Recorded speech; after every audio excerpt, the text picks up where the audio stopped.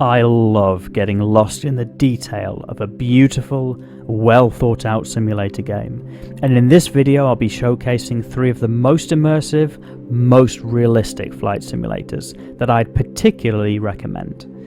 I'm Forrester, and my channel is all about those immersive games that I'm drawn to, that I can lose myself in. Reflecting back on when I first started gaming, the simulators available to play right now are just beyond what I could ever have expected. With almost photorealistic graphics, as well as detailed gameplay loops and peripheral support, we're really living in a fantastic time for gaming. For those who follow my content regularly, Star Citizen is one such game. Although still in early alpha builds, there is steadily building gameplay content, and the graphics are just beautiful.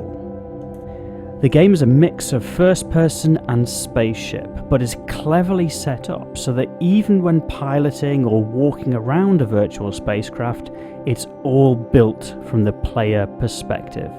So your character physically gets into the cockpit of your space fighter, or is able to walk around your ship as it moves through space. The game is still in early access, so to say it's buggy is an understatement, and the frame rates can certainly be on the low side from time to time. But taking a step back, the scope of the game is absolutely huge, and even now, in the only partially completed state, there is character customization, ship customization, a variety of spaceships, a variety of ground vehicles, the ability to put ground vehicles in spaceships, the ability to put spaceships in spaceships. I could go on. The graphics, originally rendered by a derivative of CryEngine before transitioning more towards Amazon's Lumberyard, are absolutely stunning. The planets and moons have a day-night cycle, meaning you can watch sunrises and sunsets from the ground or in flight, and each of those planets and moons has a rich, detailed environment different from each other. Outside of that, when in space, the detail is incredible, and I often find myself simply admiring the view. What really appeals to me about Star Citizen is the multiplayer experience. Even with the limited gameplay loops at the moment, I almost always have a lot of fun meeting up with friends in game and doing pretty much anything. I've had a great time going shopping for ice creams, flying around and pretending to be Luke in the gun turrets, or loading up a dune buggy onto a spaceship, flying to a planet and driving around as fast as possible with literally no aim in mind. If you have friends who play, it's also on the more accessible side. Don't get me wrong, it's possible to spend thousands on a game that isn't even finished yet, and in Star Citizen there are many well-publicised cases of people who have done just that. But equally, it's possible to pick up a copy for the price of any other AAA title and still fully enjoy the experience. If you're looking for a group to play with, I've included a link to my Star Citizen group in the description. And if you're enjoying this video, why not hit that subscribe button to be notified when I publish new Star Citizen content. Outside of my Star Citizen time, I spend 2 nights a week flying with a virtual squadron in DCS World. As the name suggests, Digital Combat Simulator looks to fill a niche in modern air combat simulation. I say modern as that's what I tend to fly, but actually DCS World offers combat all the way back to World War II aircraft, including the famous Spitfire, P-51 Mustang and Bf-109. DCS World is essentially the platform and is available for free download with 2 flyable aircraft. DCS focuses heavily on trying to achieve realistic flight models for each aircraft. I think it's fair to say that receives mixed feedback, but generally speaking, many actual pilots have credited the flight model as being reasonably close to the real thing, or as close as many of us enthusiasts are likely to get to a realistic combat fighter experience. And there's a lot to learn. I mean a lot.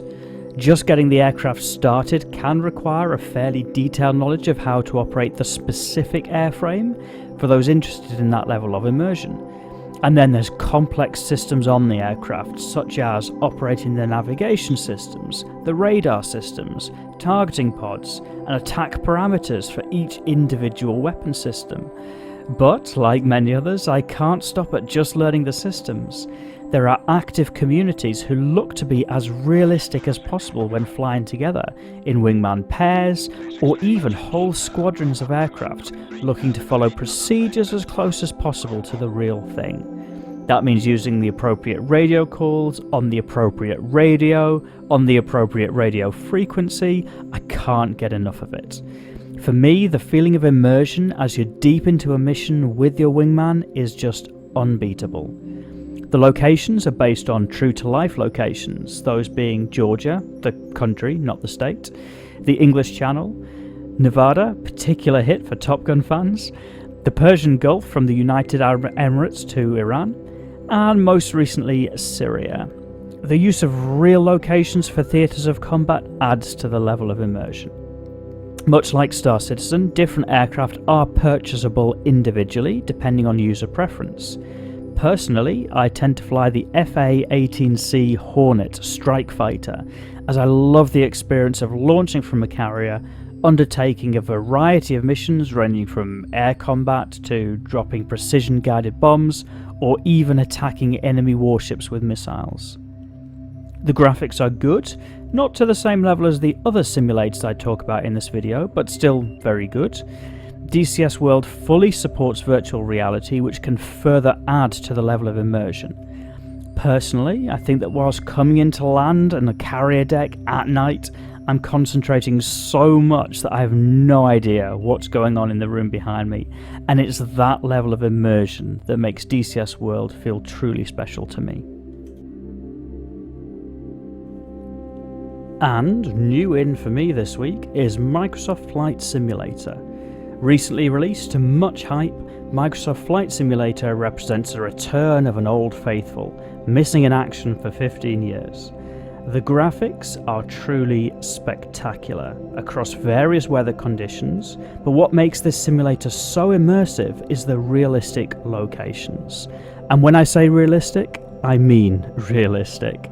Microsoft Flight Simulator uses Bing Maps data with powerful AI support to deliver true-to-life maps on a global scale. The gimmick of that is that you can fly over your house, wherever that is in the world. That's pretty immersive. Moreover, the graphics engine is so good that often, out on a flight, particularly at altitude, the ground below feels photorealistic to what you'd actually see from the aircraft at that altitude in those conditions. And that, for me, is pretty special.